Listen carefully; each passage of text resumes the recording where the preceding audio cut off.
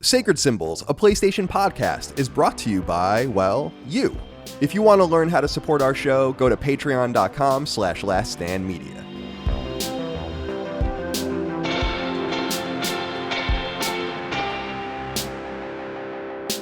Hello, everybody. Welcome to Sacred Symbols Plus. I am your host, Dustin. Today, we have a very special guest, a very abnormal guest for this show, but I couldn't resist. We had to do it. We have a very acclaimed comic book artist, also a designer, and someone who just happens to be the guitar player for Good Charlotte, Billy Martin. How's it going, man? Hey, nice intro. Thank you for that. Making me feel good.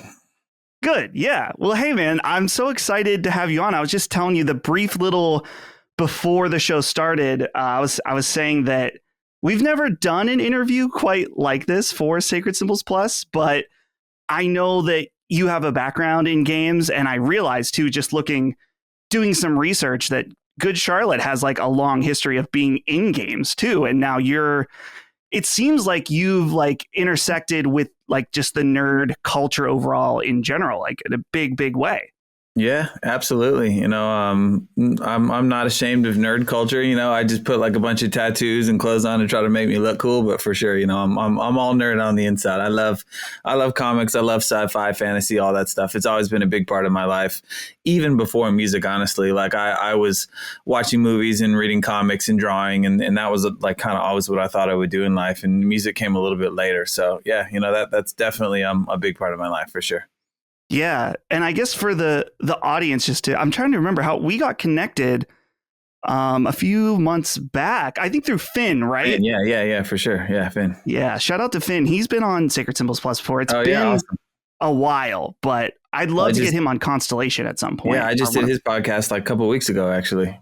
Nice. Yeah, fun. He's a great dude. He is. He's so smart. He's really smart. And in fact, I know he talks about video games a lot. So I knew he was a gamer. I knew he's, knows a lot of people in the music industry, especially with like the school that he's a part of. And I actually reached out to him saying, hey, Finn, I'm trying to get into composing for video games. And I said, what, you got anyone you could put me in touch with? And he was like, I'm not sure. He's like, that's different. He goes, but I do know this guy, Dustin. He's a good guy. That'd be a good place to start. And I was like, okay, cool, great. And that's kind of how we got connected. So. Yeah. And then I was like, man, I'm sorry. I don't know anybody. But everybody I got connected to was like, I feel like it was like dead end after dead end. I was like, okay, I'm going to have to do this from the ground up, but that's okay. That's how I've done everything.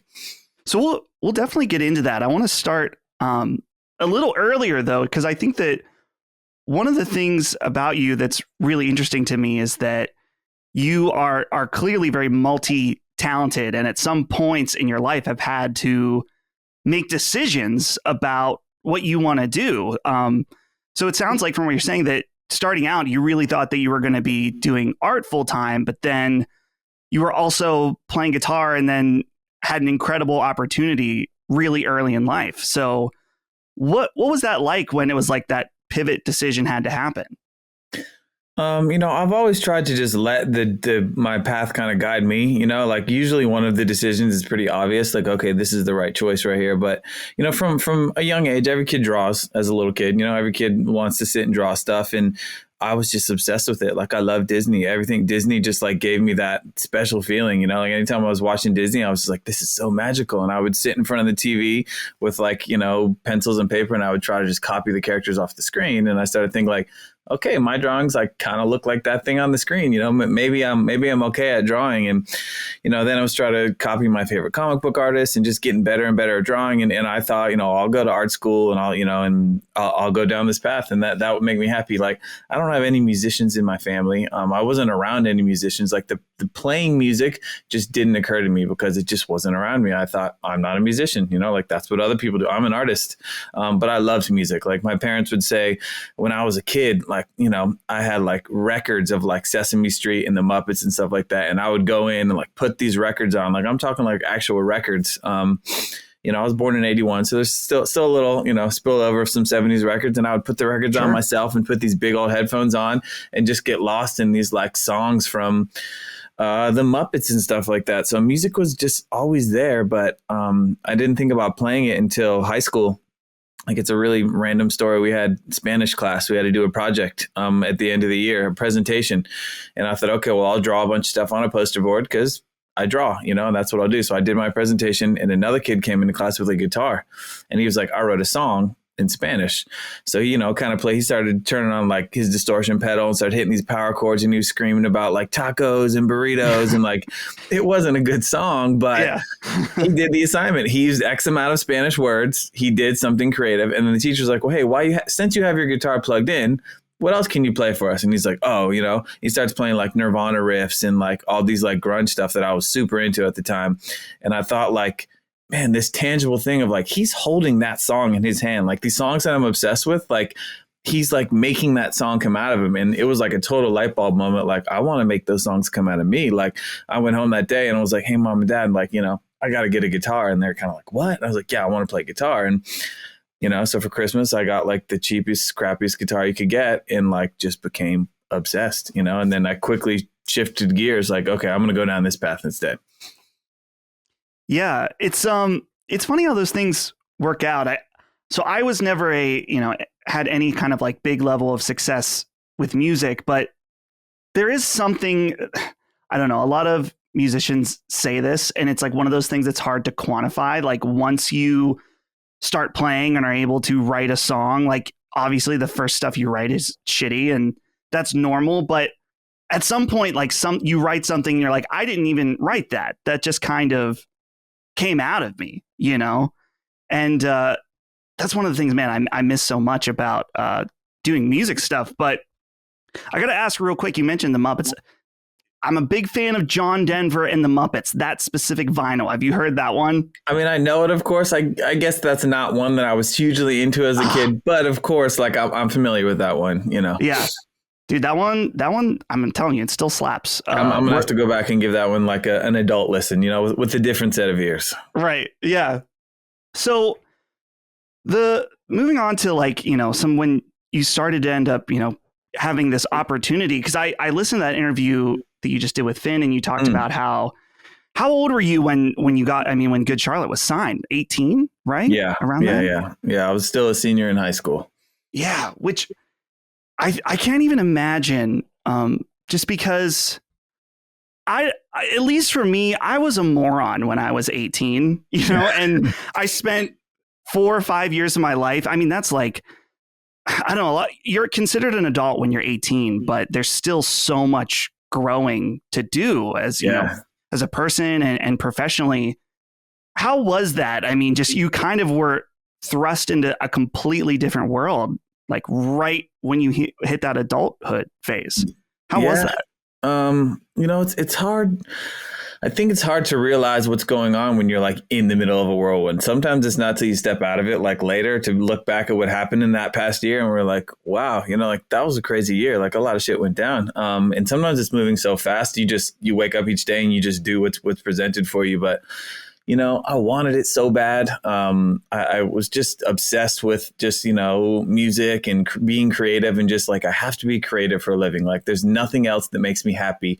Like if I'm making music or I'm drawing, like I'm in my happy place. There's not many other things out there that I think I can do. And like, I have to do this. So for me, any opportunity that was put in front, it was just like, yes, yes, yes. Say yes to everything. Just keep saying yes. And it was definitely hard a little bit. Like I look at, I had other friends who would like go to college and they're at, frat parties and hanging out and just doing crazy stuff. And I thought, do I miss that? I don't think I missed that. Like, am I going to wish that I did that one day? And I was like, I don't think so. So there's certain things that you miss out on, or, simple things like birthdays and holidays, and you're just not there anymore. You're like, sorry, I'm on tour all the time. I'm just not going to be around. And it starts to wear a little bit on your relationship with your family and stuff like that. They start to resent like you're never here for things. And, and so there's definitely some things that I guess your normal, maybe 18 or 19-year-old isn't dealing with, because they're probably still, coming home every couple months, or maybe even going to college close to home. And I was, in freaking Australia or something like that for 2 weeks at a time. And so I can't really say it was hard, because it was fun and it was awesome. And sure. I was decided, and it was what I wanted to do. I think having a like circle of people that keeps you grounded is really important in those young eras. Like when you're surrounded by enablers or yes men that like put you in bad situations, I think that's a problem. So I think we were really close as a band. I think we all tried to keep each other in check in those early years. And honestly, my wife and I have been together since high school. We met in high school and we've been together for 24 years now or something, I think. And, so Nice. she's been, always had that sort of constant thing at home that helps keep you grounded, helps keep you connected, helps keep you make smart decisions on the road, like think like, okay, there's something at home that I'm working for that I'm going back to. So it was a trip, but at the same time, it was all I wanted and it was all happening and I was so happy for it. Yeah, that's awesome to hear that. I'm sure that, it's kind of the stereotypical story is about like a band or, even just an artist getting successful, going out on the road, and then the relationships at home, specifically like a girlfriend or a wife can crumble. So the fact that relationship didn't become, I'm sure, I'm not saying it wasn't difficult, but that was like a strengthening point. Of course, for it's super difficult, but it just makes us even stronger now. It's like that. I feel like there's nothing we can't get through at this point. I'm like, we weathered many storms as children, essentially, as 18, Right. 19-year-olds, like you said, learning how to be adults and trying to keep a relationship together. And so that definitely made us stronger. And I definitely attribute a lot of that to what kind of kept me sort of like level-headed back in the day. Not too obviously. This episode is a little heavy already, 11 minutes in. But I have another question, kind of related to that. Like the concept. I was like, "Are we talking video games, or how deep are we getting?" But I'll let the conversation. You got it. I'm just going to give you. Yeah. That's I give long-winded answers too. I'm not good at like saying one word. When I open my mouth, it's all going to come out, and then I stop. No, dude, that's perfect. All of our content is kind of all over the place. It eventually becomes about video games. Okay, good, because I love video games too. Yeah. So I guess the other question, related about that is, obviously Warped Tour was huge for you guys. And as you know, I went to Warped Tour a few different times. I think I went probably along after you guys were on it, because I don't think I went until like 2009, maybe. I think 2000, 2001, 2002, like those 3 years in a row. I'm pretty sure we did it like all 3 of those years in a row. Yeah. So a little earlier. Well, the interesting thing, always just looking back at Warped Tour and whether or not I was there, but seeing a lot of my favorite bands be on that tour, and how I felt like it was kind of like a wildfire situation for bands, where it was like it either made shot the band into stardom and made them huge, or it destroyed them, because that type of tour is just like not healthy for certain groups. And that's the thing that, again, hearing what you said about the band with Finn, is that it sounds like you guys always were able to like maintain pretty professional focused and friendship focused too. Yeah. And I'm thankful for that, that, we've had a couple drummers, although Dean's been with us for the longest. I feel like he's, the drummer we always needed, but, luckily the other 4 of us have been together through this whole thing. And I think that's an important thing with bands. It's hard when you start shaking up the lineup and the fans start feeling like, oh, this is less and less of the band. So like, I'm very thankful that we were able to keep it together. And each one of us sort of has like a different strength and weakness in the band. And I think we've like learned that over the years, how to nourish that. Like in this situation, like maybe these 2 guys are going to thrive, or in this situation, these guys might handle it better. And you would even think like, okay, on Warped Tour, so like Benji and Joel are obviously like the singers, and like they do most of the press, and like that's like the face of the band when most people think about Good Charlotte. However, there are situations back in the day where like you knew that the journalist was going to be an asshole, and they were going to be snarky, and they were going to come in with these preloaded questions to try to make you look bad. And they get me instead, and they're like, oh, none of these questions are going to work anymore, because that's not what I thought, So there's certain instances where you realize like, okay, let's send this guy in, because that's not going to work. If we send these guys in, like they're going to get everything they want. And so little things like that. And I'm not really like a punk, and I talked about this with Finn. Like I grew up listening to like Deftones and Korn and like Nine Inch Nails, and I was a big like grunge guy. I didn't really get into pop punk. It just wasn't, not because I was anti, it just wasn't really what I was into.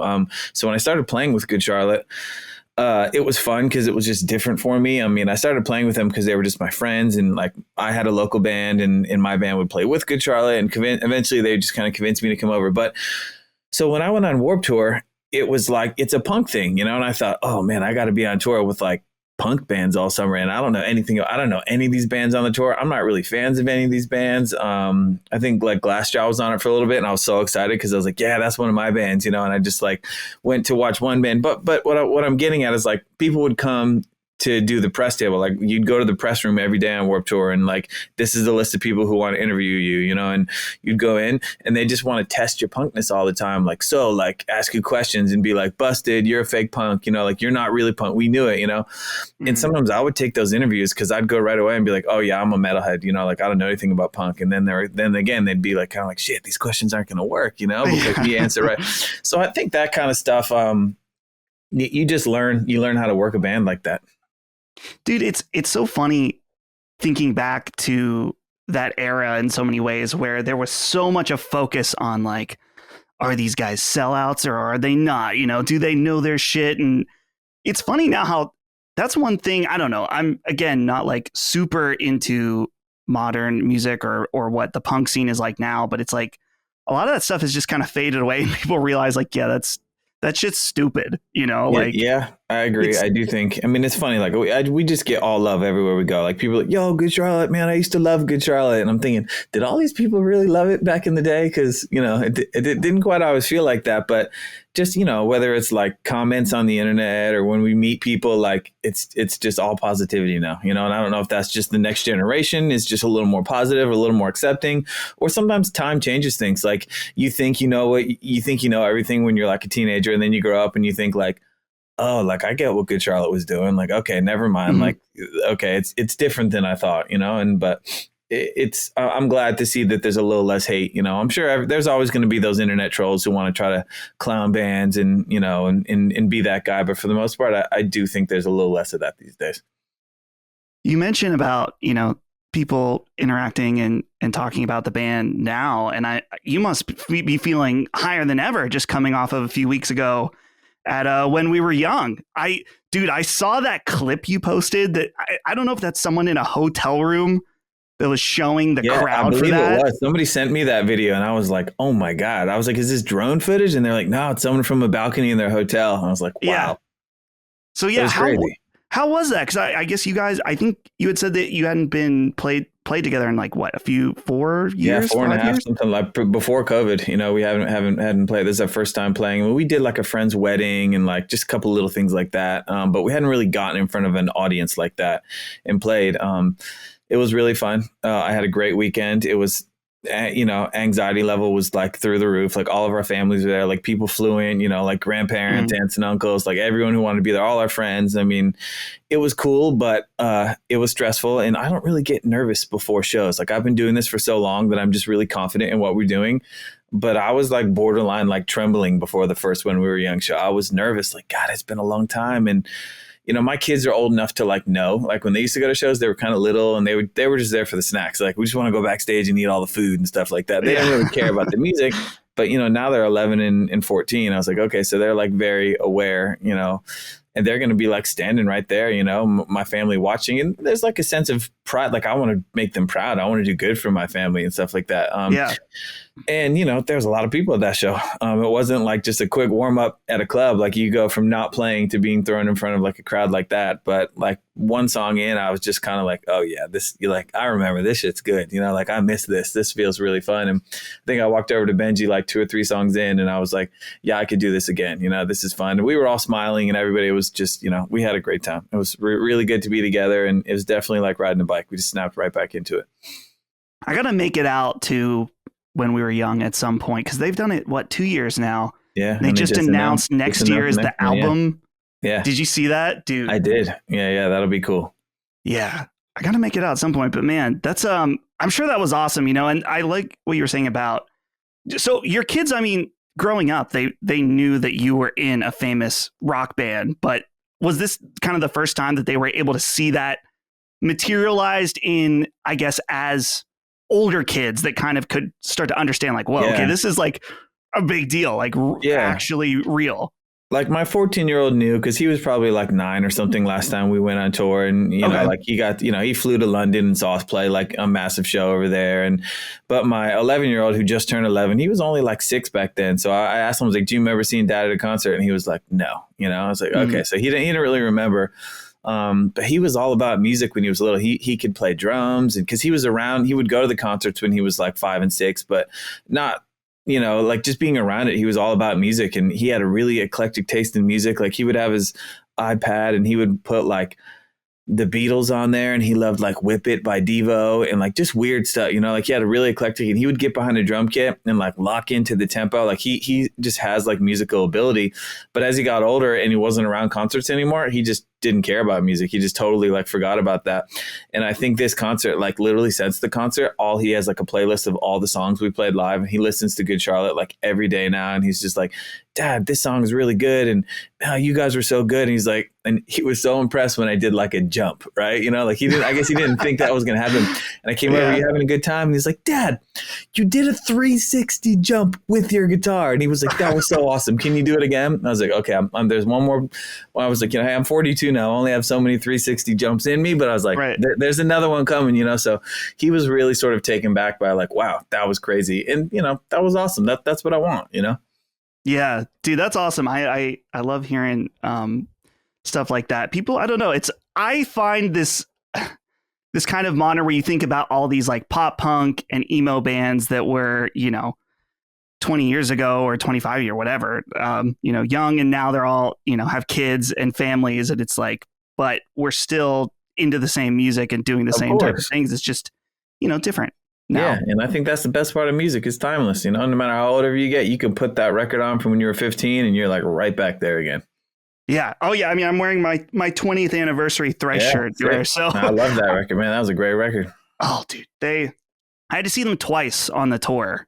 It was so good. It was amazing. But I could talk to you about music stuff all day, and this is a video game podcast. So let's transition a little bit because I'm really curious. I know that you obviously like games enough that you want to work and do video game music stuff. And I've seen some of your tweets about, playing God of War and Spider-Man, but what is your history as far as like playing games and stuff? Like, where'd you start out, and, where's games as part of your life? I started out like most of us in the 80s with Nintendo, Mario, Zelda, like the classics. That was definitely where I started. And I played a lot of that stuff. I think the Link Zelda games are definitely like my most favorite. Like I've played all of those, and that was huge for me. I love that sort of fantasy aspect. I love the characters. So Link's probably my favorite video game character. And then as I got older, just kept going. GoldenEye was a big game. I think everybody loves that one. Tony Hawk games were big. I was really into those. I'm trying to think of some other games. Devil May Cry series. I was super into Devil May Cry. I thought that like Dante was also like one of the coolest characters of all time. In fact, we even like flirted with the idea of naming one of our kids Dante because I always loved that name. Awesome. Yeah. That was big. Gears of War was big. I spent a lot of time playing Gears of War, Call of Duty. I kind of like moved into first person shooters as I got a little older. But I also still love those kind of like epic fantasy. Kingdom Hearts was huge. Being a Disney guy, like I was super into Kingdom Hearts.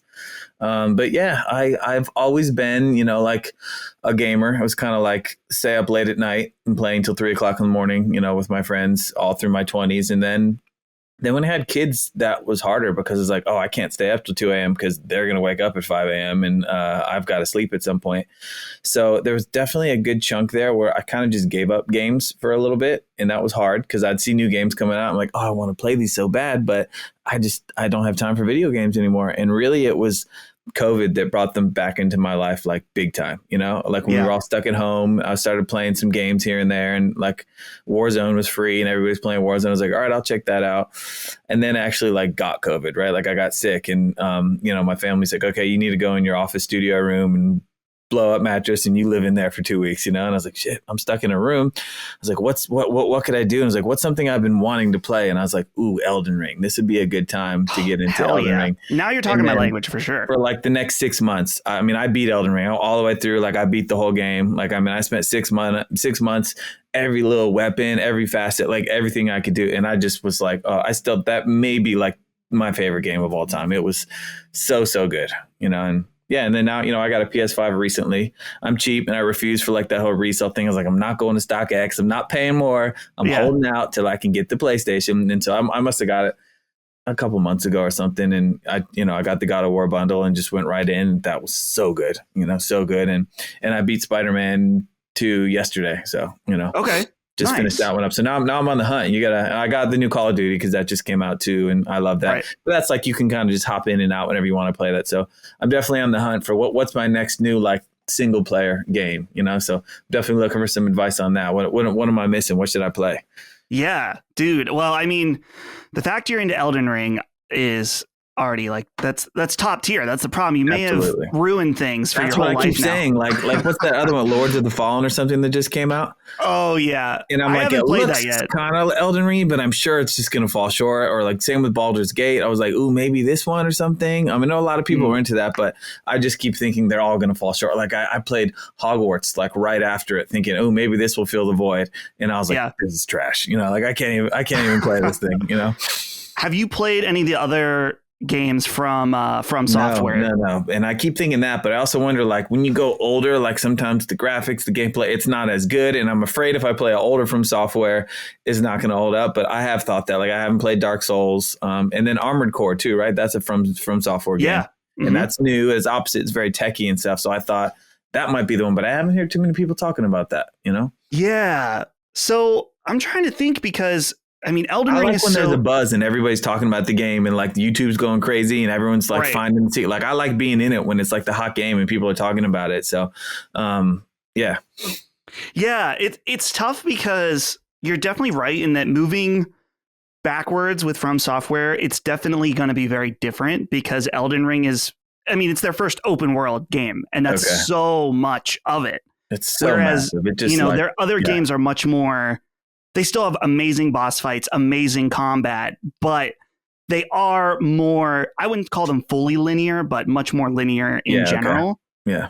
But if you like the combat, I personally like the combat's hard. The combat is challenging. You have to when you beat a boss in Elden Ring, like I felt like the man for the rest of the day, like, oh yeah, like they're challenging, whereas Spider-Man, like I kind of flew through that game in like 2 weeks or something. And although it's very linear, although it's open world, you know what I mean? Like it's still very linear. Like you have to get to certain places for the next things to open up kind of thing.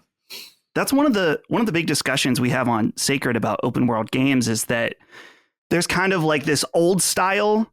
And then there's this emerging new style where, Spider-Man, I would consider of the old style where you have your, not literally, but linear campaign where you can kind of just do the different things in the story. And then there's 6 or 7 types of activities and you just do those in different locations across the map. Right. And then, there's Elden Ring, which I would also compare to like something like Zelda Breath of the Wild or Tears of the Kingdom, where there are still set activities that you do, but it's much more like, hey, go out, explore, let your mind take you wherever you want to go. So, and I played those a little. My 14-year-old, that's like his whole life from both of those 2 games, like just obsessed with those. But I don't have a Switch, so he let me. I stole it a couple times and played, and those games are great too. Yeah, sorry. Yeah, I was gonna say because Zelda, it all depends on what you're looking for. If you want that open world sense of wonder, then Zelda is probably the way to go. But if you're looking to, if you want to up your challenge level with, the GOAT From Software, you might want to consider checking out Sekiro. Yeah, sure. I've heard of that one too, for sure. Yeah. Yeah. They won. So I think they won Game of the Year for that in 2018 or 2019. So that's not so old. Yeah. It was their game before Elden Ring. Okay. Okay. All right. Yeah. I'm gonna have to check that one out there. Yeah, that one, dude, I highly recommend. It's definitely going to be. I think it's going to be a step up in challenge in terms of combat. But that's hard. Elden Ring was already so hard. Yeah.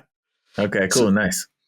so let's get into a little bit. I wrote down here, I looked this up because I knew that obviously like the big thing for Good Charlotte in video games is Madden, right? What was Sure, that? yeah. Madden 03? Two or three, probably. Yeah.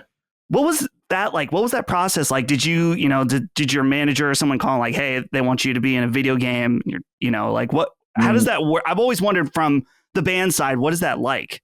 Most of that goes through your publishing, actually. Okay. So the publishing company is their job is to like collect royalties for you and stuff like that, and also find new opportunities for your music to collect royalties. So most of the time, video game companies like EA Sports probably went to Sony Publishing or whatever we were with at the time or something, and was like, hey, we're looking for this kind of style and this, and who's hot right now, and what band do you want to pitch to us? And then they probably pitched them hundreds of acts that they're working with, and then they kind of pick, oh, we like this, and so it wasn't like write a song for Madden, because that song was already done, like for our album and stuff like that. But just, hey, yeah, I know we were excited because we knew the Madden games were big and stuff. And someone was like, hey, they want to use the anthem in Madden. And we're like, great, cool, exciting. And that definitely was huge for our band, because so many people who were kind of like maybe jocks or gamers who weren't going to Warped Tour and stuff like that heard the song and they're like, yo, I like this song. And like I said in that Finn interview, people would come up to us on the street all the time, and they were like, I know you guys look like a band or something. What's your band? And we'd be like, Good Charlotte. And it was always, yo, Madden, like always, and that was kind of funny, because that was like a correlation for a lot of people, was us with that game. And so it did a lot. Like it was a huge opportunity.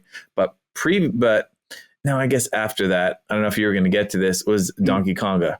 Dude, that was the next thing I was going to ask you about. That was really huge for us too. Yeah. Dude, so that's one is particularly like really funny to me, just because I think Donkey Konga is already kind of like an absurd game in general. Yeah, and then I realized, loved it, and we had like all kinds of congas on the bus, and we were like super into the game before they even asked us about it. We were all about that game. Like I would have parties at my house, and we would have like 4 of them set up. I was all into Donkey Konga. So, dude, that's awesome. I guess then like there's like a commercial, like we did a TV ad for it. Oh, you did? Holy shit! I didn't even see that. You can find it on YouTube, I think. So they're actually like, hey, we want to use your song, and we want you guys to do like the commercial. So there's like this commercial where we're all like backstage, like playing Donkey Konga, and like a manager comes in and is like, guys, it's time to get on stage, and then it cuts to the concert, and like, we're rocking out, and then it pans over to my side of the stage, and there's just an empty guitar, and it pans back, and I'm still in the dressing room, like playing the game or something like that, which was supposed to be funny, but it was a cool moment for us. We'd never done a commercial for a video game. Dude, right. I mean, that's for Nintendo, which is Nintendo like too, sure, legendary. Yeah. I'm curious though. So you guys were super into it. What happened with because I'm pretty sure it's like a cover version, which was pretty normal at the time for a lot of these games. The case with a lot of those games. Yeah. Yeah. So what was that like when you heard it? You're like, nice. We're in this game that we love, and then it's like this version is kind of. But they do a pretty good job of getting the sound. Yeah. It's impossible, like voices are hard to replicate, but the music is pretty good. But I was just like, we're in a Nintendo game, like I'm good. You know what I mean? Like, yeah. Well, dude, and it's not just that game too, because this unlocked like a core memory for me when I realized I was like, holy shit, they're in Elite Beat Agents also, the DS game. That game. Dude, oh my goodness. No. Okay, I'll send you the clip after. Okay. Elite Beat Agents was like this, I believe it's Nintendo published, this like rhythm game on the DS that's like very Japanese, and it's like you hit the circles. It's kind of like that game Dance Revolution with your fingers or something. Yeah, but it's in that one too. And nice. I specifically remember, I was like, holy shit, I remember playing the song in that game many years ago. I'll have to go check that out. How did you feel about Rock Band? Because I know you guys had DLC in that as well. Again, like super into that. In fact, when they were first making Guitar Hero, they would bring different bands into the like developer's office to test it out and try to give feedback on like how you could make it feel more like guitar. So we actually me and Benji went into the office and met the guy who created Guitar Hero, and like he had us try it out and would like ask us, does it feel good? Like what do you like to do? Like I like to play with a pick. I always played the guitar, like the controller, with a real pick. Like I didn't use my fingers because it just felt more natural to me to play with the pick. So they were like, okay, we got to make this thing really like steady and hard because you're smacking it with a pick. So, and the guy who created the game was so good at it. We'd watch him play and he was just like never missed a note, like on full expert levels. It was crazy, but I thought that was fun. I loved it. Same thing. I used to have rock band parties at my house. I'd have all my friends over, and I was always the drummer because it's like I play guitar every day. I want to play the drums when we're doing rock band because it felt fun to sit behind the kit. So, people would pass the mic around, and I thought those games were incredible. I'm sad that they're not really. I don't understand why they're not popular. It's not like that technology. It's not like something better came out that replaced it, I'm surprised that there's not like Rock Band 20 out now and it's like super wireless and even more sensitive. And you can, I'm surprised that it's not a big thing. Why do you think it is that just doesn't really hit anymore? Yeah, that's a great question because there's been like a few attempted revivals a few years ago when they did Rock Band 4 and they did Guitar Hero Live, I think. Yeah, okay. But it's weird because I wonder if there's just part of it where Activision was releasing Guitar Hero games like sometimes more than once a year. Mm-hmm. And, with something that just is so insanely popular. Like I was that was basically all of my high school where I think Rock Band came out when I was in 8th grade. So from like 8th grade to either 10th or 11th grade, it was all Rock Band, Guitar Hero all the time.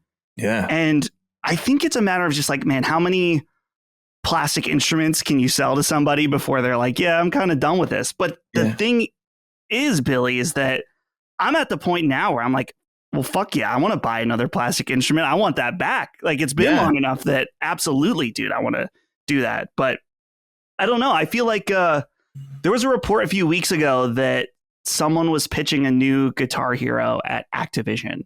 Okay, I would like that. And I know it inspired a lot of kids to actually learn guitar. I'm sure there's a whole generation of kids out there who are playing music now because they started out playing Guitar Hero, I would think, it's just one of those things that I'm surprised that it didn't just keep getting better and keep going because I don't see why, if there was something newer and better, like you look at anything like CDs replace tapes and MP3s replace CDs and streaming replaced buying stuff. Like you see the progression. You're like, I know why that's just extinct, but those games, I don't see anything better, like I'm surprised. So we'll see. It'd be great if it came back. Yeah. You said something that sparked my curiosity a little bit a few minutes ago. You were saying about having a Donkey Konga on the bus. So was gaming really important for you guys in the band on tour?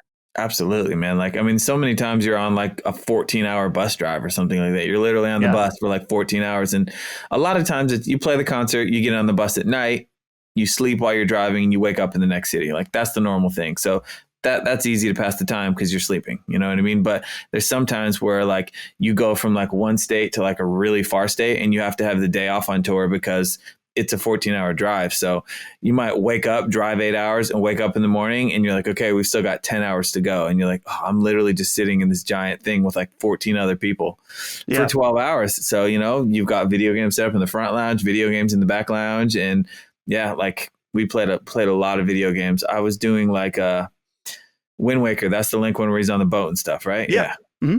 So we were on tour with Newfound Glory, and I was playing Wind Waker like every day. So I actually got like a tattoo during the tour that's like the shield with Link's sword, but it says like NFG on the shield because that was kind of just like I used to get like a lot of tattoos at the end of tours to kind of remember like when it was a really good tour. And so when I think back on that tour, it was like, okay, we got really close with those guys, and I played Zelda like every day in the back of the bus. I guess it was probably GameCube or something maybe at that point. Which is not fun when the bus is bouncing and the little disc is skipping around in there. Yeah, that wasn't so hot. But we played a lot of that, a lot of Gears of War back then. Me and Paul, our bass player, was super into Gears of War. He and I played that a lot. What's the other one we used to play? Time Splitters. You remember Time Splitters? Time Splitters, yeah, dude. Mm-hmm. Yeah, Time Splitters 2 specifically. Yeah, maybe one of the two of those. We played Time Splitters on the bus all the time. And sometimes we would link the front lounge and the back lounge so we could, have multi guys in there playing with each other and stuff like that. I was thinking, so this would have been, GameCube area, this would have been 2003, 2004, 5, that. Yeah. So did you guys have giant like CRTs, like old box TVs in the just whatever was in the bus, like whatever the buses had TVs installed. So they weren't that huge, they definitely weren't. The TVs have gotten nicer in the buses now for sure. So if you were playing GameCube, then I mean, I'm guessing you guys were playing Melee, right? Were you guys playing Super Smash Brothers? Yeah, Smash Bros was fun too. I feel like I don't think there was a new one around that era though. I feel like it was either like a little before or a little after, you know? Yeah. Because I did play Smash Brothers for sure, but I mean, they definitely, yeah, no, I guess I remember like having some competitions where guys would be like talking smack on Smash Bros. So yeah, that definitely was getting played too. Yeah, now that I think of it.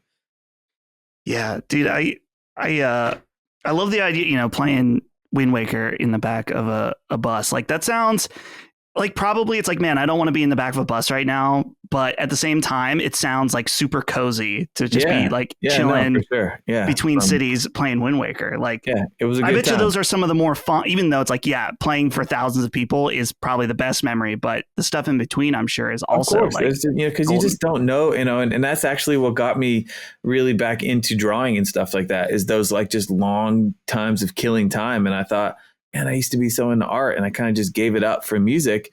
Maybe I should, you know, go like I would find comic shops in the town. Like I kind of didn't read comics. I kind of just like put that whole world beside as soon as I picked up guitar, I was like, no, this is what I'm supposed to do. Like this is it. You know, like I just became obsessed with music and kind of put cartoons and comics and drawing away. And then it got to be the point where I was like, oh, it'd be kind of fun. Like each city I go to, like find a little comic shop and just like take a walk down in the comic shop and just like stroll through and see what kind of gems you might find. So that became a big hobby of me on tour, was finding the local comic shop in every city.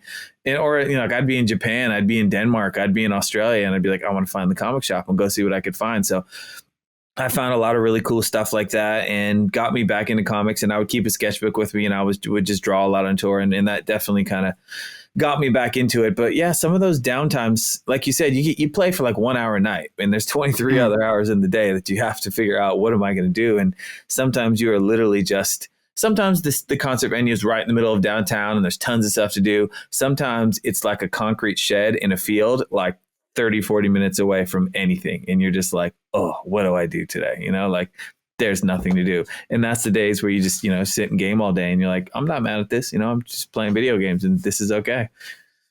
Yeah, it's awesome. I love it. I love to hear it. I wanted to ask, let's get into, I mean, man, there's so many different angles we could go into.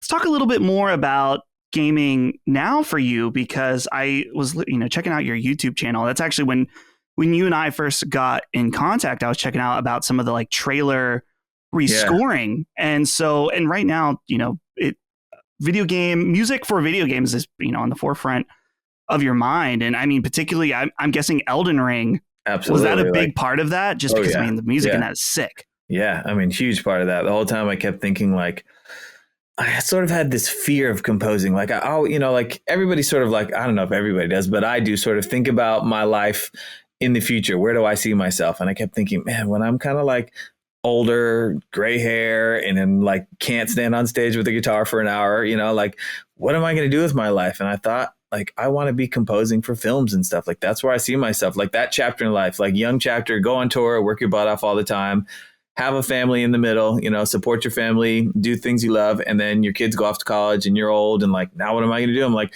I want to be composing for films. Like, that's always where I've seen it since like day one, you know, like that was my trajectory in music. And I was like, okay, I'm 42. Like, I bet I need to start opening, you know, that chapter. But I was scared because I listened to stuff like, you know, John Williams and Danny Elfman. I mean, those are my two favorite for sure. I mean, obviously that's like starting way at the top, but I listen to what they do and I think, I can't do this. Like, this is mad scientist stuff. Like, this is just insane. Like, I just play guitar. So, you know, I got really into piano and like, I got to get better at piano. I got to learn. And then I got to learn just like music theory and watching YouTube videos where composers. And I want to know where like all the different players sit in the orchestra pit. I want to know what instruments sit on the left and what sit on the right. And why do these two instruments play together often and these sit out? And why, like, you start learning, there's a lot of stuff because I want to be able to talk the talk. Like, I want to talk to other composers and be like, I know what you're talking about because I've studied it. So I just got really obsessed with it. And Elden Ring was a big part of that. I would hear a lot of that soundtrack and I was thinking,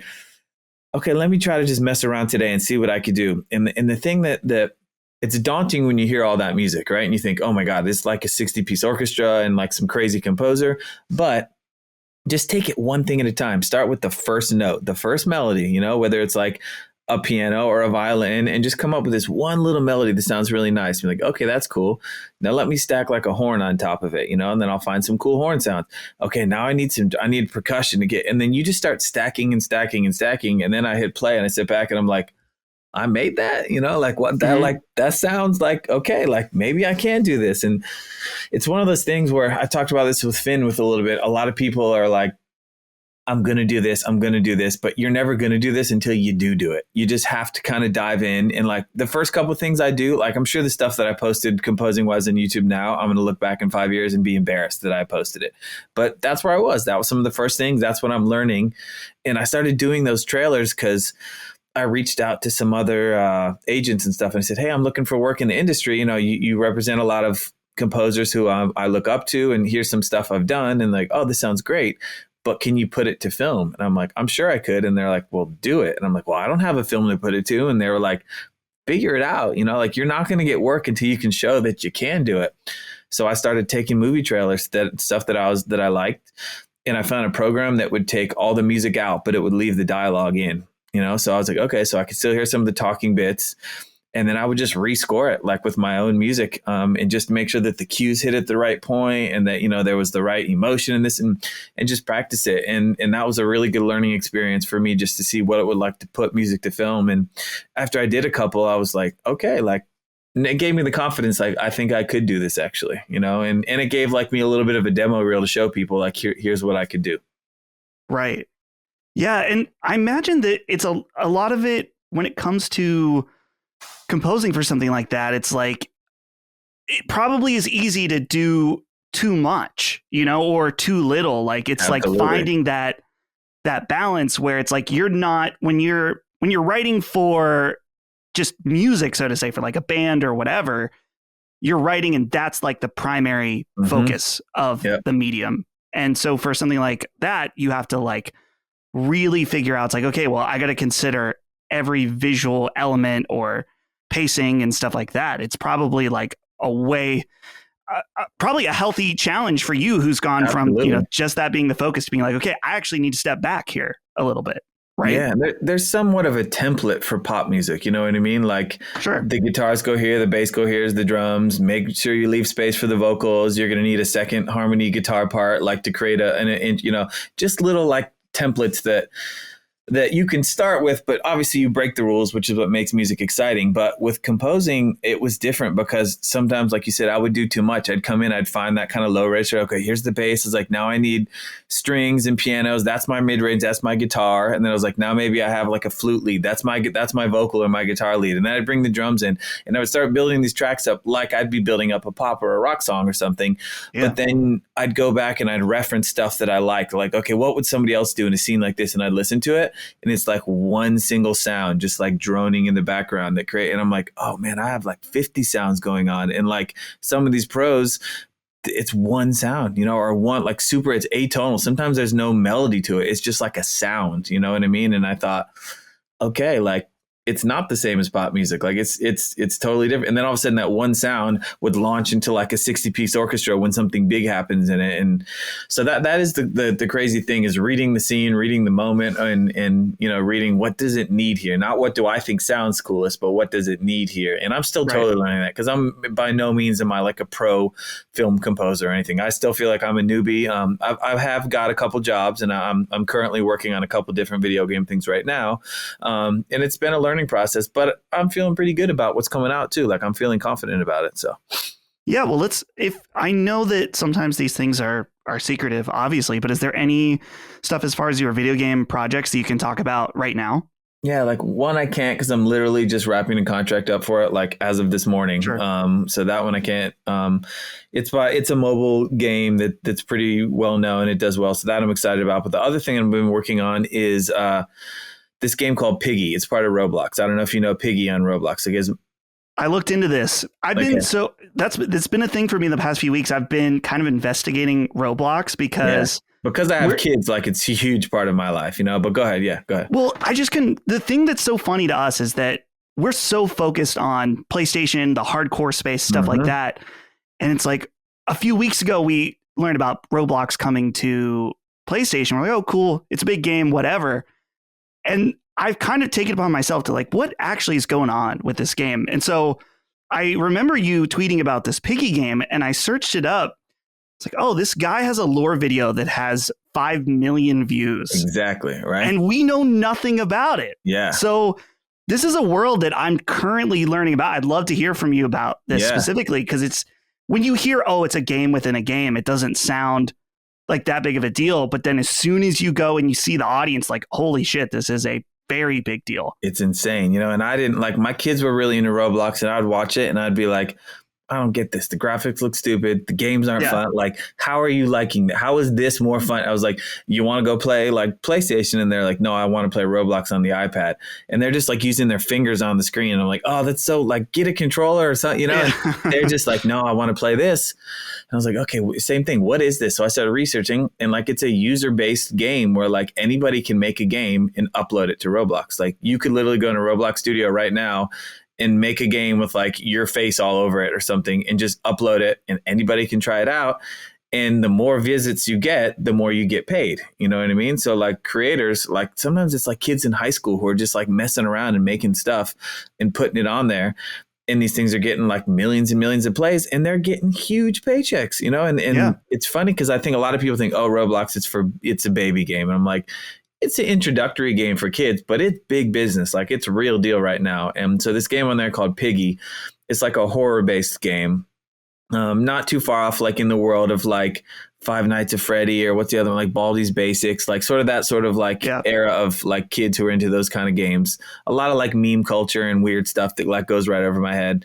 But my kids were really into it. And then all of a sudden I started seeing the merch for it at like Hot Topic, Target, Walmart. I go to school and like all the kids are wearing Piggy shirts. There's Piggy backpacks. There's like Piggy chapter books. There's action figures. Like, it's everywhere. And I was like, oh, this is like a big game like that. Like, if you put that game out of Roblox and just put it as a regular game, it would be up there with some of the biggest games as far as plays and fan base. And so, my kids were onto it. My son was like one of the Piggy characters for Halloween. Like, we had like Piggy like ornaments on the tree. Like, they were obsessed with Piggy. And so I started reaching like, who makes this game? Who is it? And it's just like, it's this young guy from Canada who made this as like he wanted to learn how to make characters, like building better looking characters in Roblox. So he made sort of like a maze just to test his characters out, just to sort of see how the characters would move and stuff like that. And people started coming into the game because once you put it up there, anybody can go into your game, Some kids started checking out, oh, these characters are cool. This game is fun. They chase you around here or something. And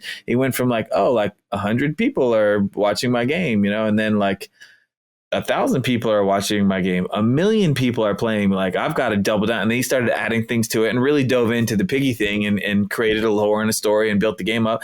And I think it might be in the top 5 most played Roblox games of all time or something like that. So I just reached out to the creator, like on Twitter, and I was just like, hey, my kids love your game. Congrats. Like, you guys are killing it. And of course he wrote back like, dude, no way. The guy from Good Charlotte knows my game. Like, that's crazy that your kids play it. And, thanks so much. And so we kind of just loosely kept in touch. And then I saw him talking about a new one he calls Piggy Inner City, which is an open world game. Like, he wanted to be really ambitious and make like take the whole game to like another level, something that like Roblox hasn't really seen, just like better graphics, better gameplay. So he has a whole like dev team designing this game. And the composer, this guy named B Slick, he did all the music for the first game. He does a lot of Roblox stuff. He's done pretty well in that Roblox world, and he's composing this new game, but they just need an insane more amount of music because there's so much more in this. And, I just reached out saying, hey, I'm trying to get into composing. If you need help on anything, let me know. And they were like, yes, we definitely need help. Can you start tomorrow? And I was like, whoa, like, okay, yeah. So it's cool that, we have a budget. It's not like work for free kind of thing. Like, everybody wants to work for free, but he's, really professional. Like, we've got a budget. We've got a team.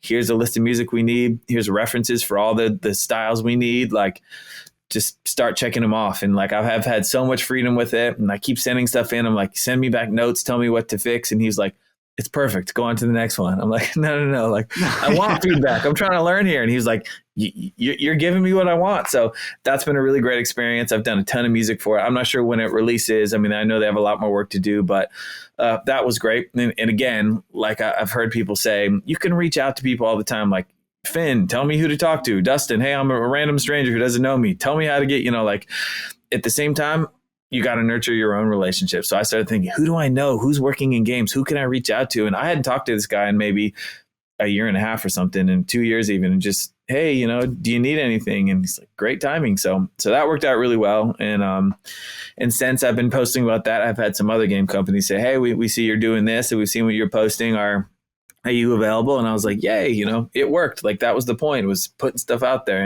and hopefully it would come back.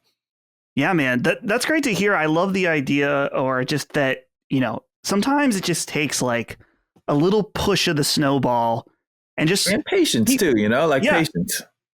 And just people seeing like, hey, he's doing this, and it's not just like a little, you know, you got to start somewhere. Like you were saying, is that you got to figure out how to do it. That's always something I tell people about podcasting, is that a lot of people are like, oh, well, I can talk, so I can podcast. It's like, okay, well, no, do it. Like, even if it's for nobody, even if no one is listening, you just got to start doing it. Yep. And that's one thing from learning about your journey in particular, is that it's like you've reached some of the highest of highs possible in music, but you've always fully understood that you can't just like pivot and maintain on that, you know, top. You got to build yourself back up again. And I don't think anything represents that more than the fact that it's like you restarted your love of drawing just, you know, on the side when you're on tour. And now you're making covers for Marvel. Like, what was that process like? Just, you know, that build up, that hustle. Yeah, I mean, same thing, kind of starting from the ground up and building up. I always knew that I could draw good, but I knew that I wasn't like as good as my heroes, you know? And so I would try to go to Nickelodeon or Disney or Marvel, and they would take the meeting because Good Charlotte was like doing really well at that time, you know, and they're like, sure, the guy from Good Charlotte wants to come and talk, like, let's set it up. And I'd go in and show them some of my artwork and tell them what I'd want to do. And they'd be like, you know, this is cool. Your stuff looks good. But there's a certain like aesthetic or a certain level that you have that we need at Marvel, you know? And I thought, okay, like, I'm not as good as the other Marvel artists. Like, duh, why are they going to hire a guitar player to draw a comic book when the best Marvel artists are available? Like, they're already doing it. Like, I have to get as good as everybody else is doing this. So I just started doubling down on my skills and trying to get better and draw all the time. And I think a lot of people draw what they like to draw. And I kept trying to make myself draw what I didn't like to draw, because that's how you grow. You know, like, if you're really good at drawing cars and you draw cars all the time, great. But what happens if the job is like, it's a book about bears in the forest, and you're like, oh, I draw cars, I don't do bears. You know what I mean? But in comic books, you have to draw anything. The script can throw anything at you at any time, and you have to be comfortable with, literally, there's like no rules. Like, anything you can imagine, you have to be able to draw that. So that was definitely like, build my skills up, get better. And eventually I'd keep going back to them and showing them portfolios. And Comic-Cons was a big part of it. I would go to Comic-Cons and set up booths like at the Artist Alley. And I think a lot of times, and not to throw shade on anyone who's done this, but a lot of celebrities who are like actors and stuff will put their name on a comic book and they won't really do anything. They just put their name on the comic book, you know? And I didn't want to be that guy. Like, I wanted to show them, like, I'm here at Comic-Cons, like, sitting in the booth with you guys, hawking my comics to people, like, meeting the fans, like, trying to meet the editors. Like, I'm like you said, like, nerd culture. I'm one of you guys. Like, I'm here doing the same thing as you guys. I'm not at home having my manager call and do everything for me. Like, I'm here on the ground, like, doing the work, building up my fan base on my own, so that, you know, like, you can, you know, get the rug pulled out of you pretty easily if you don't have a solid foundation. Like, I needed to build it up from the ground up, so that if I got knocked down, I was only getting knocked down one step instead of like all the way back over from the ground. So that was really it with art, just like I'm doing with composing, just like we did with the band. It's like, you start one day at a time, and you just have to build and don't give up, keep working, and just focus. And eventually Marvel was like, okay, this looks better. Like, that you got better. Like, I see the improvement. Like, we'll give you a cover of a book that no one's going to read. I'm like, okay, that's fine. Anything, you know, I'll take it. And in fact, I think they like were testing me. The first thing they gave me was a double page spread. We want 2 covers that connect. So I had to do like a massive thing with like all these characters on it. And I was like, that's really, and I was on tour at the time in Europe, you know, and I was thinking, oh, I have to draw this wall on tour with limited time. But I did it. I turned it in on time. I felt good about it.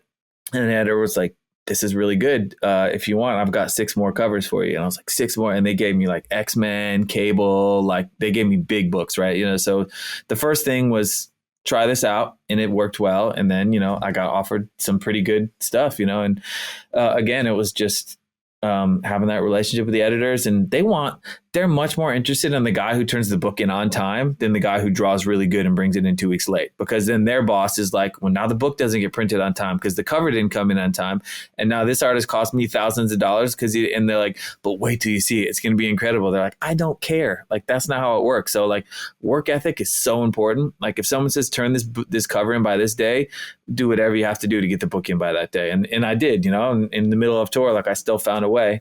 I remember there was a time where were we? There was this like famous brewery, and everybody was going out to this brewery to like drink beer and like, check it out. And I stayed back in my room to work. I was like, I got to get this done. I'm in my hotel room, like working, and it got late and I was getting hungry, and I was like, man, I got to get something to eat. So I wandered out of the hotel room to try to find just like a convenience store where I could get a snack and a drink. And of course I walk by and like everybody's on the outside and they're all just like, hey, Billy, come hang out. And they're all having a good time. And I'm like, yeah, I can't, like I have to go back to, and they're like, oh, boo, I'm like, no, I have to. So you make sacrifices too. I think sacrifice is like a big part of it. Like, you have to know when it's time to work and when it's time to play.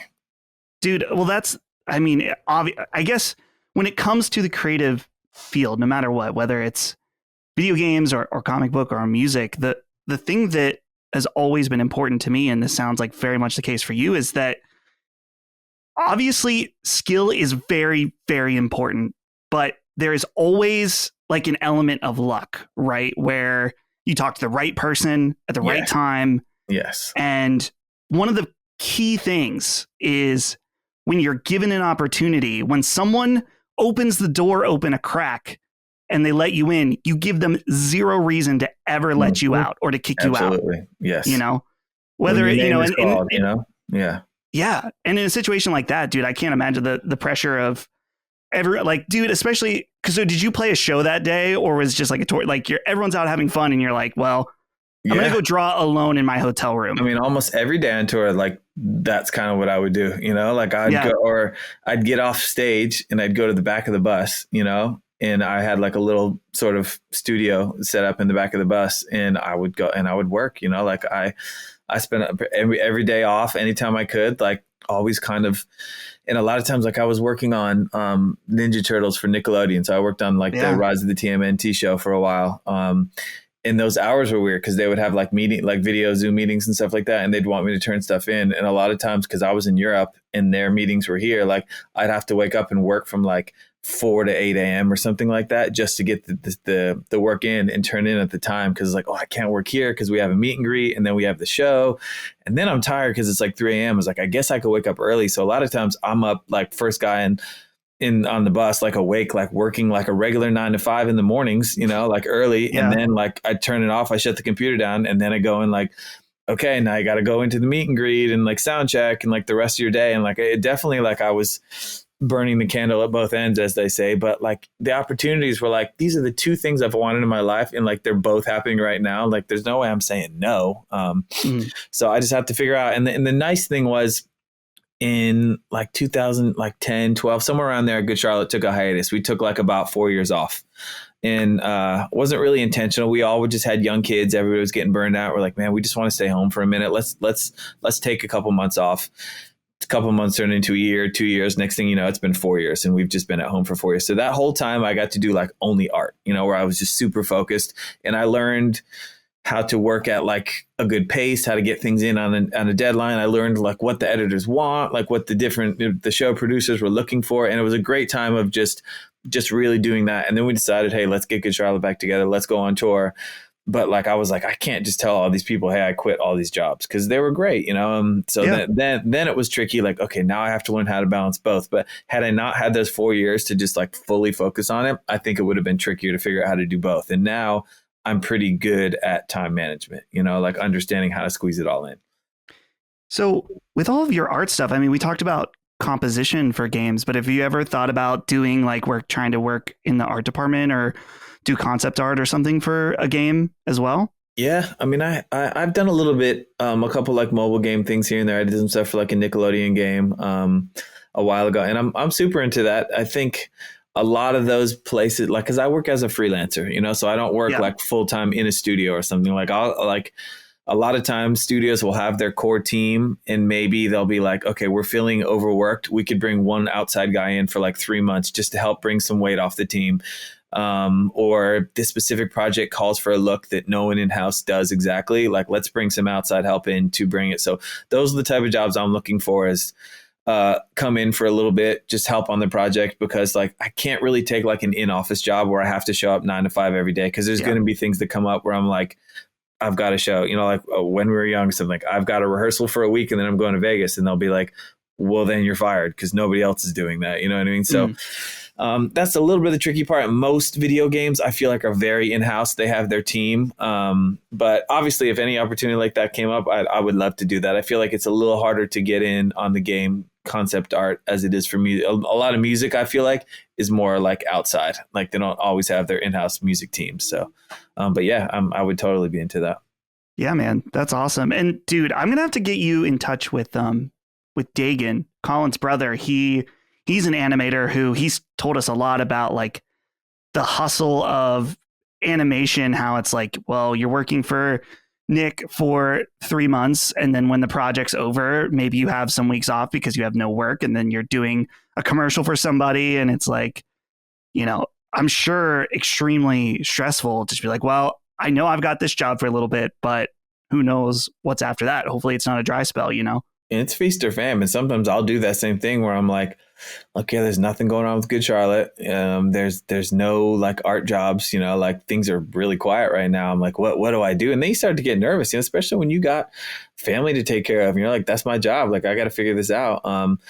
And then it's always like one day you open your email and like 3 jobs came in the same day. I'm like, oh, how can I handle all 3 of these jobs? I'm like, but I can't say no. Like, I swear it's always like, where were these jobs last month when there was just nothing going on? But the nice thing is when those months happen, when there's nothing, that's when I do stuff like do the trailer scoring, because I don't have time to do that when I'm on a regular job, or try to learn a new digital like paint skill, or, study some music theory. Like whenever I'm in my downside time, I don't just sit and do nothing. Like I'm like, okay, here's a chance to develop a new skill or get better at something. So I like the downtime because I feel like I level up in the downtimes, but they do get a little scary when the downtime goes for a long time and just nothing's coming in, I know at one point you were doing some content related stuff, whether, some of the stuff on YouTube, and were you streaming on Twitch at one point? Yeah. Also? I mean, during COVID, I think we all went crazy. There was a lot of, I was doing a lot of streaming during quarantine. Yeah, for sure. Do you feel any pull towards like doing content? Like, have you ever considered doing something like a podcast or something like that? I have thought about it. I think I just always go back to like my happy place is when I'm creating, that, like for me, like I like to talk. I mean, as you see, like I give long-winded answers. If it's something I like to talk about, I like to talk about it. But I do think that doing a podcast, it would take away time that I would be creating, Sure. So I just think there's plenty of business endeavors that I think about all the time. But then I go back to, do I really want it? Is this really where my passion lies? Like, I had a clothing line for a while because it was fun, because I was putting my artwork on clothes, but that was why I did it. So I had something to put my drawing on. Like the passion wasn't necessarily to run a clothing line. It was just an outlet to put my artwork on. And, there's other things like the whole like NFT boom. I thought, ooh, it's digital art. Like this is cool. Like this is an opportunity. It's a new thing with art. But my passion wasn't in like that world, like the whole like crypto world. Like I wasn't passionate about it. I was passionate about the art, and I thought it was a cool thing to try my art. But as soon as I realized like, okay, everything else evolved in this world, I'm not into at all. It became very clear that like, okay, hop out. Like I like to try things, but the more I try things, I come back to like, man, really what I want to do is I just want to draw stuff and I want to make music. Like everything else is kind of just a distraction to that. Yeah.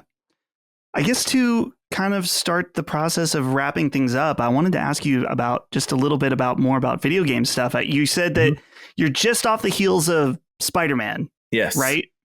How did you like that? I liked it. It felt too much like the other games. Like I felt like it was just a continuation. I would have liked maybe some new stuff in there.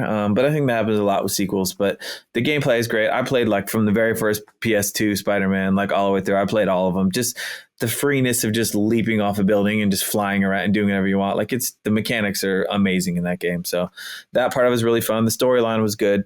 I thought it was a cool storyline.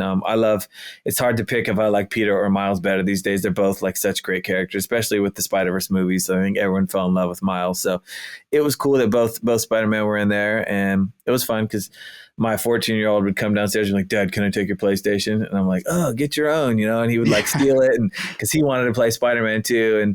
But he's a kid, so I'm like, how much do you play today? And he's like, 4 hours. And I'm like, oh, you're so much farther than me. Like I was always trying to catch up to where he was in the game, and he was always just farther than me. But that was fun to have somebody else is playing and talk about like, oh, this scene was cool, and how'd you beat this boss? And I think that's the other fun part of video games is talking with other people who are playing the same game as you and seeing how they're handling the game. I think that's a fun part of it. So that was nice with him and I on Spider-Man. I know you said you were still figuring out what your next game is, but is there anything that you're really anticipating right now coming out? I don't know, maybe I'm just not aware of stuff that's coming out. I feel like when people start advertising, when the big games come out, you see it everywhere. Like that Lords of the Fallen game, it was everywhere. There's billboards in Hollywood, like all over the place, and I thought, okay, this is going to be a big game. But I don't hear anyone talking about it. Had a lot of performance that's a red issues. flag for me a little bit, when no one's talking about the game. I'm like, okay, if everyone's talking about Call of Duty right now all over like my social feeds, like because it's Call of Duty. I mean, it's a big game. Alan Wake 2. I keep hearing a lot of people talk about that. That's kind of all over my socials too. I'm not familiar. I know of it, but I haven't really played those games. Dude, from a music and just overall creative vision standpoint, Alan Wake 2 is one of the most insane games I've ever played. Yeah, okay. I might have to check that out. You'll need to at the very least watch a video about the story of the first one.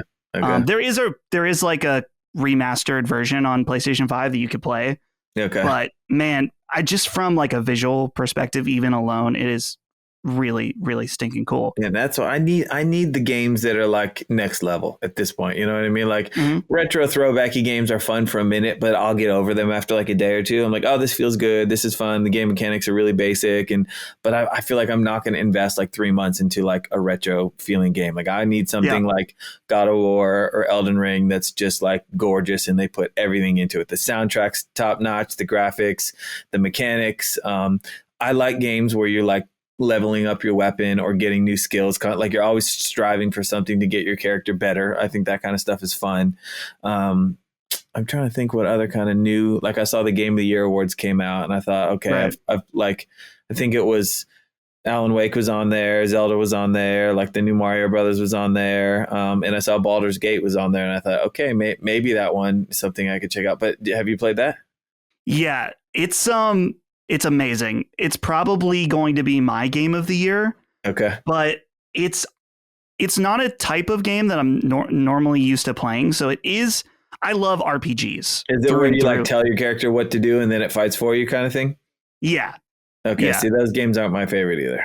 So yeah, this one, it might not be for you in that this is even like I'm a button masher. I want to be smashing my button. Like I'm like when I'm fighting, like, you know what I mean? I'm definitely a button masher. Okay, well, I wouldn't recommend Baldur's Gate though. Okay. In that case, because it's very much like you've got your crew and you have your list of abilities, and you're looking at the map and telling people what to do and stuff like that. Okay, sure, right. So maybe not that one, but I'm wondering. I have to ask, since you're talking about these games that particularly, I would say, elevate the medium. The one that of probably the last 5 to 10 years that I would really say is unlike anything I've ever played is Death Stranding. Have you heard of that? Of course. Yeah. The one that had Norman Reedus in it and the Metal Gear guy. How do you say his name? Who made it? Isn't that the same creator? Hideo Kojima. Yeah, right. Kojima, okay. That's how I was going to say it. Good. I didn't want to sound stupid, but oh no, you got it. You would have been good. No, yeah, that I wanted to play that really bad. Yeah, I haven't though. I might maybe go check that one out. There is an excellent PlayStation 5 version of that, the director's cut. And man, that game, incredible. It's one of the best games I think ever created. And really, there's something about certain video games where we talk about this on the show about like the director auteur who like has a very specific vision that is able to create a game that is like unlike any other experience. You think of like Kojima is one of them. Sam Lake, who made Alan Wake 2, he's the director of that, is kind of like a rising one. Okay. And then do you remember a game called BioShock on Of course, Xbox? yeah. I never played BioShock. I never played Mass Effect either. Those are two games that a lot of people are like, oh, you gotta. But I feel like for me, like when I miss the window and the hype isn't there, and it's hard for me to go back and play some games when, like I said, I want everyone talking about it, and I want to see like when I'm stuck, like I want to go on YouTube and have people be like, did you know that? Like I want to find the and I'm sure like there's old videos, but I like playing games when they come out. So I have some good news for you then. So Insomniac, they're the devs of Spider-Man 2. Okay. Their next project is an M-rated Wolverine game. Oh, yeah. I mean, honestly, that's why I got the PS5, because I was okay. So you know about Spider-Man and Wolverine are exclusive to PlayStation, because I thought, do I get Xbox or do I get PlayStation? I've kind of always had both, but I was sold purely on the Wolverine and Spider-Man coming to PlayStation. So, yeah, when does that come out? How soon? Well, I'm trying to remember. There's been rumors that obviously they haven't announced quite when it will be. Okay. I would imagine like probably not next year, but I guess it's possible. Like Insomniac is one of those devs that on that, right? Okay. Yeah, so I think it's probably going to be a while, but I'm just curious to see that team make like an M-rated comic book game for the system. I'll be all over that one for sure. Awesome. There's just, it's always fun to talk to people that are like, love games. Like clearly you're into it. And then it's like, there's so many things that you could experience. I'm so excited that, I know it's hard for you to go back, but man, Death Stranding in particular, like, okay, I'll go check that one out today. Like literally after beating Spider-Man, I was like, I gotta find something new. I need something, and I just kind of chip away at them. Like I never really sit and play for like 5 hours, like when I used to. Like I can't. It's just a little 30 minutes here and there where I can squeeze some games in and stuff like that. Which that made Spider-Man easy. Because that's the type of game you can put 30 minutes on and actually get somewhere. Billy, I have to ask a question from our coordinator, Micah. She is a huge Good Charlotte fan. She was ecstatic when I told you that we were doing this. She had one question for you that I'm also really curious about. And I probably should ask this earlier, but I didn't have my notes properly organized. Yeah, she said her favorite album is The Chronicle of Life and Death. And she was just curious for you, of the albums you've done, what was your favorite one to work on? That's my favorite too. Okay. Sure. Yes. Nice. I think. So what about it? I think that was the first album where we went in, so like our first self-titled album, we were just like little kids just making music. Like that album is very basic.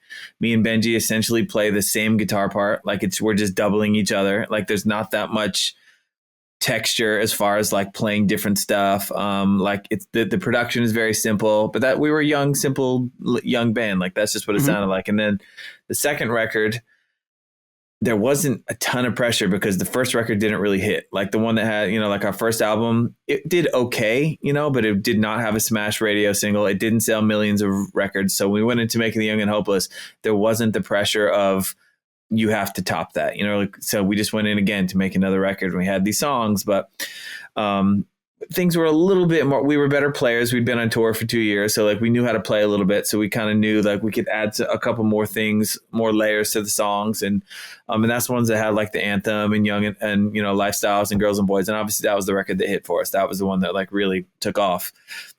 So then we go in to make Chronicles of Life and Death, and everyone has like expectations and there's pressure and people are expecting something. And I felt like when you have like these big radio singles, most of the time you like double down on that and you want to make like even bigger songs. But we decided to go like a little darker with that record. So a lot of the songs were more like minor key, a little more like touching on some more personal levels vocally. We brought in a lot of like pianos. I started playing more piano and keys on a lot of songs. We had brought like orchestras in. We had a lot of strings on the songs. It was just like a bigger, more like what's the word I'm looking for? Like we took more challenges. I feel like we tried some new things on that record. More what's the word I'm looking for? It's on the tip of my tongue. I can't think of the word. Ambitious. That's what I'm looking for. Right? Yeah. So we were trying to be a little more ambitious. Let's just try some new stuff. Let's try new sounds. Let's try new things that we hadn't done. And I felt like when that record came out, I was like, okay, this doesn't really sound like the other pop punk bands that we've been touring with. Like, I don't know the other bands in this genre. And like, there was a lot of great bands that I was fans of, but I thought, I don't think those bands could make this record. I feel like we're kind of starting to like pinpoint the Good Charlotte sound. You know, before, like, sure, it was just like a general pop punk record, but that record wasn't pop punk because it was just different. So I felt like we were like definitely honing in on like what makes Good Charlotte, like what separates us, what makes us special. So I think that record was definitely like eye opening for everybody, and just like, yeah, just trying new things and feeling scared about it. People are going to like this. Is it going to be weird? Is it going to work? And, you know, it did work. It was, you know, we had a bunch of big songs, and it was a huge record for us. So, but I do look back at that being the one that I was like, that's when I fell in love with recording. Like, I was like, ooh, I want to go in the studio again. Cause we have so many just like weird tricks and sounds and things that we were trying that we hadn't before. And that really kind of cemented my love for producing and sound exploration and just really digging in the studio. And I think that was a special record for us for sure. So good choice there. She picked a good one. Awesome. Yeah. I'm sure she'll be, you know, ecstatic when she listens to this. So Billy, I don't want to hold you too long, but I want to say, or give you the opportunity, where can people find you? Like, where, if people enjoy this conversation, like, where can they not only just follow you like on Twitter or whatever, but like your website or stuff like that? Yeah, like Twitter's like the only social media I really use. Like, I just don't want to spend time on like 50 different social media sites. Sure. And that's always the one I've liked the best. So like, I'm just the Billy Martin on there. Somebody else had my name. It's a common name. So I had to add the in there just to, you know, insert some dominance into the name, the name calling. So I'm at the Billy Martin on Twitter. My website is thebillymartin.com. I also have YouTube, which I post some music on, and that's just Billy Martin channel, youtube.com/Billy Martin channel. And then, yeah, but my website has a link to like, you know, my store where you can see a lot of the comics and books and stuff that I've worked on. But honestly, Twitter is probably like the best place to, you know, keep up with what I'm doing. Awesome. Yeah. Well, Billy, thank you so much for coming on. Thank you for having me.